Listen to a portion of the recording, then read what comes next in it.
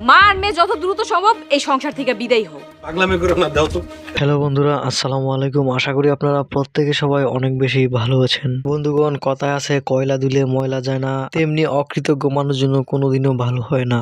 আর তেমনটাই ঘটেছে অকৃতজ্ঞ আপনজন এই নাটকে। ডেইজি এবং ডেইজির মা তার খালাতো ভাই মোতালিবের সাথে অনেক বেশি অন্যায় করেছিল, কিন্তু তারপরও মোতালিব তাদেরকে সব অন্যায় ভুলে গিয়ে তাদের বাড়িতে আশ্রয় দিয়েছে, শুধুমাত্র তারা কষ্ট করছে বলে। ডেইজির খুব লেখাপড়া নিয়ে অনেক বেশি অহংকার ছিল, কিন্তু মোতালিব তার চেয়েও উচ্চশিক্ষিত এবং সুন্দরী মেয়ে পেয়েছে।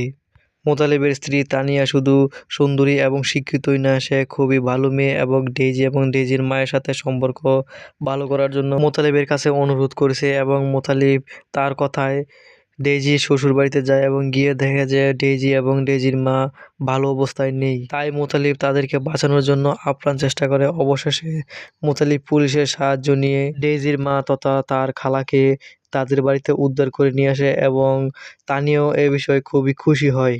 অপরদিকে ডেইজিকে তারা মুক্ত করে আনতে পারেনি, কারণ ডেইজির স্বামী তাকে তালাক দিবে না।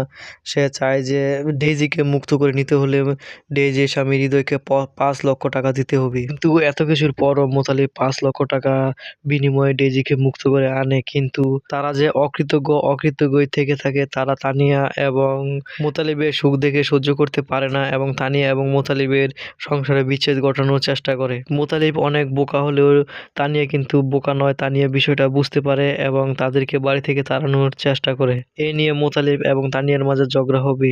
এত কিছু পরও কি ডেইজি এবং তার মা ভালো হবে না? কি হতে চলেছে অকৃতজ্ঞ আপনজন এই নাটকের 4 নম্বর পর্বে?